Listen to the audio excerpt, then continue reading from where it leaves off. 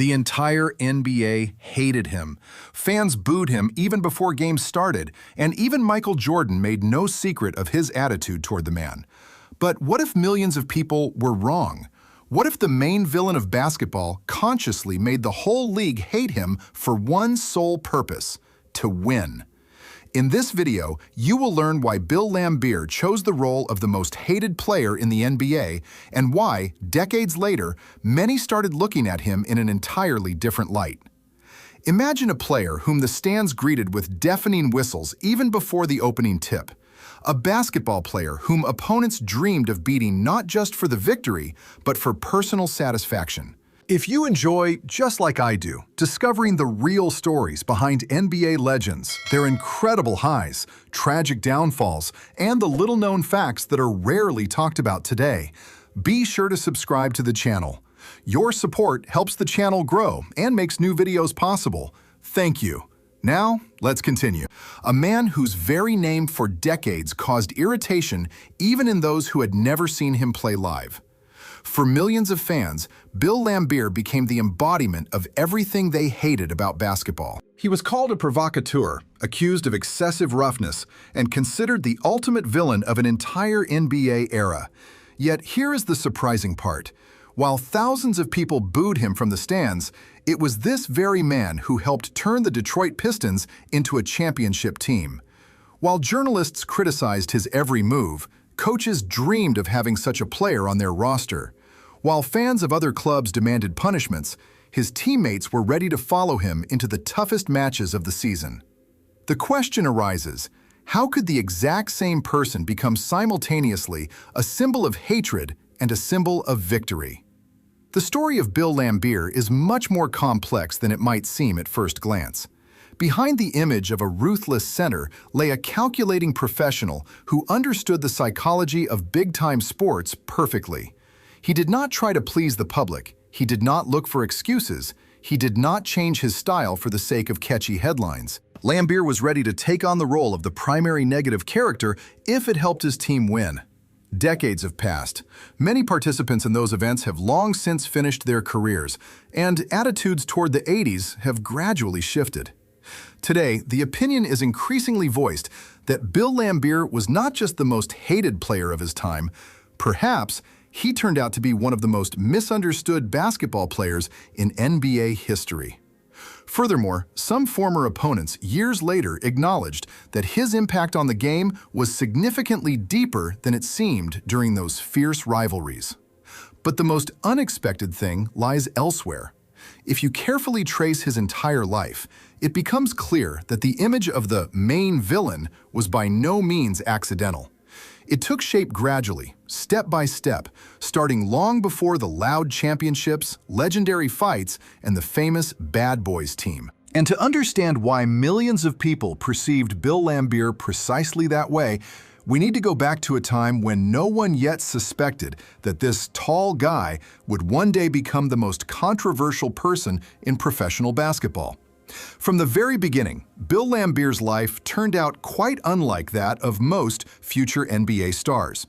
Many basketball legends grew up in poor neighborhoods where sports became their only chance to escape to a better life. Their stories were like movies: a difficult childhood, constant struggle, and endless obstacles. Laimbeer stood out sharply from this image. He was born on May 19, 1957 in Boston, and later his family moved to a suburb of Chicago. His father, William Laimbeer Sr., was a successful executive at the large company Owens, Illinois, one of the world's largest glass packaging manufacturers. The family lived in prosperity, and Bill never faced the hardships that accompanied many future players of the league. This very fact subsequently turned into one of the reasons for the biased attitude toward him. Even in high school, many believed that basketball was merely an expensive hobby for a well-off teenager. His tall stature immediately set him apart from his peers, yet those around him did not always see a future professional in him. It seemed that, if he wished, he could easily continue the family business and never depend on sports. For many, such a biography looked too comfortable to take him seriously. Laimbeer himself treated such talk calmly. He did not try to prove his worth to anyone with loud statements. Instead, he kept working on his game. Gradually, it became obvious that behind the tall guy lay not only physical power, he possessed a good understanding of the game, knew how to pick his spot under the rim, fought confidently for rebounds, and did not shy away from physical contact. It was precisely these qualities that would later become his main weapon. After high school, Laimbeer entered the University of Notre Dame, one of the most prestigious universities in the United States. Here, the requirements were significantly higher, and the competition became much more serious. Every match turned into a test of whether he could match the level of big-time basketball. And gradually, the skeptics began to be proven wrong. As part of the Fighting Irish, he was not a player who put up incredible statistics or graced highlight reels with flashy moments. He was valued for entirely different things. Laimbeer acted confidently under the rim, steadily scored points, won the battle for rebounds, and performed the dirty work that spectators far from always noticed. Coaches understood that such basketball players often turn out to be much more useful than players accustomed to thinking only about their own numbers. However, even a successful college career did not free him from the doubts of others. Many experts continued to believe that he lacked the speed, athleticism, and flashiness to stick in the NBA. Some said he was too slow for the modern league. Others were sure that against the best centers in the world, his advantages would quickly vanish. And some still saw in him merely the son of a rich businessman who just happened to be near basketball. The most interesting thing was that this attitude only hardened his character. Gradually, Laimbeer began to understand a simple truth. Respect cannot be obtained in advance. It would have to be conquered over and over again, and in the most unpleasant way possible for his opponents. It was then that the first traits of the player who would later keep the entire NBA on edge began to appear. While everyone else aimed to please the public, Bill thought less and less about what the stands would say. He cared about only one thing: finding a way to win. And very soon, fate would provide him with an opportunity to test this principle at the highest level. When it came time to take the next step, Bill Laimbeer's path turned out to be quite different from what many imagined. In the 1979 NBA draft, he was selected only with the 57th pick. For a player who dreamed of a big career, this was far from a stellar start. Teams were in no hurry to bet on him. Some doubted his physical attributes. Others did not believe his style of play could bring success at the highest level. But Laimbeer was not going to wait for someone to change their mind. Instead of spending years fighting for rare minutes on the floor, he made an unexpected decision and went to play in Italy. At that time, few young American basketball players made such a choice. European basketball differed tactically, demanded discipline, and forced players to make decisions faster. This experience turned out to be much more beneficial for him than might have seemed. After spending a season overseas, Laimbeer returned noticeably more confident. He learned to read the game better, grew accustomed to the constant battle under the rim, and acquired an important self-assurance. Now, he was returning not as a promising rookie, but as a basketball player who had already tasted responsibility for the result. In 1980, his rights were acquired by the Cleveland Cavaliers. It was there that he finally got the chance to debut in the NBA. However, calling this period successful would be difficult. The club was going through rough times, frequently changing its direction of development, and Laimbeer did not yet look like a player around whom a team could be built. He spent quite a bit of time on the court, but the atmosphere of constant instability prevented him from fully opening up. It was then that an event occurred which changed his entire destiny. In February 1982, Cleveland traded Laimbeer to the Detroit Pistons. At first glance, this deal did not look historic. At that moment, few could have guessed that it would become one of the most successful in the history of the club from Detroit. Head coach Chuck Daly and the Pistons management saw something in the new center that others missed: They did not need an artist, nor a player of bright episodes, nor someone who would grace advertising billboards. The team was looking for a reliable basketball player ready to do the hard labor every game, fight for every loose ball, and never back down in a physical contest. Laimbeer fit into this philosophy perfectly. He quickly became one of the league's best rebounders, shot reliably from mid-range, and, for a center of that era, unexpectedly well from beyond the arc when the situation demanded it. He felt positioning well, rarely lost battles under the glass, and forced opponents to work at their absolute limit. Yet his value lay not only in statistical figures. With each passing month, another quality became more noticeable. Laimbeer possessed a rare knack for knocking opponents out of emotional equilibrium. A few minutes near him were enough for some players to start arguing with referees, reacting to provocations, or making rash decisions. While others lost their composure, he kept his cool calculation and continued doing precisely what brought success to his team. In Detroit, a collective was gradually gathering that would very soon become known to all of basketball America.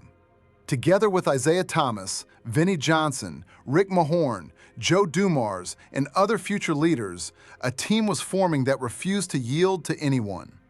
It did not promise pretty basketball. It promised only one thing: to make every game a genuine trial for any opponent. It was here that Bill Laimbeer finally realized he had found his place. In Detroit, no one demanded that he be liked by the public. They expected something entirely different from him: win the battle under the rim, force opponents to make mistakes, and do whatever it took to win. Very soon, this exact approach would transform him from an unnoticed rookie into the most discussed and most hated player in the entire NBA. Gradually, the league began to understand one simple truth. Playing against Bill Laimbeer was difficult not just physically, it was much harder to withstand his psychological pressure. He seemed to know in advance the exact moment an opponent would lose their composure and flawlessly exploited that advantage. Laimbeer was never the fastest, the most athletic, or the most spectacular center of his generation. Instead, he perfected the art of disrupting someone else's game. Every rebound turned into a struggle. Every screen felt like crashing into a wall. Under the basket, he constantly took up advantageous positioning, refused to yield an inch of space, and forced opponents to work to the limit of their strength. At the same time, he brilliantly understood where the boundary lay between rough play and what referees were willing to let slide. Very quickly, a reputation stuck to him of a player who constantly balanced on that edge. Some argued that he purposely used elbows, unseen shoves, and minor provocations. Others believed Laimbeer simply played much harder than everyone else, and those around him could not accept it. Whatever the truth was, the result was obvious. After matches against Detroit, many opponents talked not about tactics or combinations, but specifically about Bill's actions. With every season, his name appeared in newspaper headlines more and more often. Fans booed him in every away city. Any hard collision automatically became a subject for discussion. If a conflict broke out on the floor, almost no one doubted that Laimbeer would be somewhere nearby. To the public, he gradually transformed into the ideal anti-hero, a person who was easy to blame for practically anything. Yet there was another side to this story. While the stands expressed their displeasure, coaches carefully studied game tape and understood perfectly well how useful such a player was. Laimbeer did not lose concentration under pressure. He rarely allowed emotions to interfere with decision-making. Even when tens of thousands of spectators shouted against him, he continued executing his job just as calmly as if absolute silence surrounded him. His teammates appreciated him especially. They knew there was a man standing beside them who would never back down in a physical struggle and would not let an opponent feel like masters of the court. If someone tried to intimidate the Detroit players, almost always the first to step forward was Laimbeer. For his team, he served as a sort of shield, ready to absorb all the negativity, just so the rest could focus on the game. It was during this time that the Detroit Pistons began acquiring that very image which would later go down in history under the name Bad Boys. This was a team that refused to yield to anyone, either psychologically or physically. Every match against them turned into a real trial. Beating Detroit meant enduring pressure for all 48 minutes, keeping your composure, and not letting emotions take over. And right at the center of this system stood Bill Laimbeer. He did not try to change public opinion and did not even hide the fact that the role of chief villain suited him just fine. While opponents wasted energy on indignation, he continued fighting for rebounds, scoring crucial points, and helping his team move toward their ultimate goal. But very soon, Detroit would get an opponent who would turn Laimbeer's reputation into a true legend. On the horizon, a new superstar was rapidly rising, destined to change the entire history of the NBA. His name was Michael Jordan. When Michael Jordan entered the league, most teams had no idea how to stop him. In Detroit, they decided to seek an answer collectively. Thus appeared the famous Jordan rules, a system where every penetration to the basket was met with extreme physical resistance. Laimbeer became one of the key figures in this tactic. Collisions with Jordan quickly turned into a symbol of the rivalry between the Pistons and the Bulls. Fans accused Detroit of excessive roughness, but the more they were criticized, the more often the Pistons emerged victorious. While others looked for ways to play beautifully, Laimbeer agreed to be the man everyone would hate for the sake of the collective result. Detroit won back-to-back NBA championships, but even titles barely changed the attitude toward Laimbeer. For millions of viewers, he remained the league's main villain. He was rarely called one of the best centers of his generation, even though he was a four-time All-Star, consistently collected rebounds, and was an irreplaceable part of a championship team.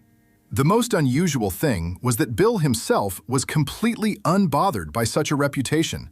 He never tried to make excuses and never asked for the public's love. For him, there was only one measure of success: team victories. After finishing his career, many expected Laimbeer's name to gradually disappear from basketball news. However, the opposite happened. He took up coaching and unexpectedly achieved great success in the Women's WNBA League. Under his guidance, the Detroit Shock won 3 championships. It turned out that the man whom everyone was accustomed to viewing solely as a rough enforcer understood the game brilliantly and knew how to build championship squads from the coaching sideline. Today, attitudes toward Bill Laimbeer are gradually changing. Yes, his style still sparks debate, but more and more former players and experts acknowledge an obvious fact.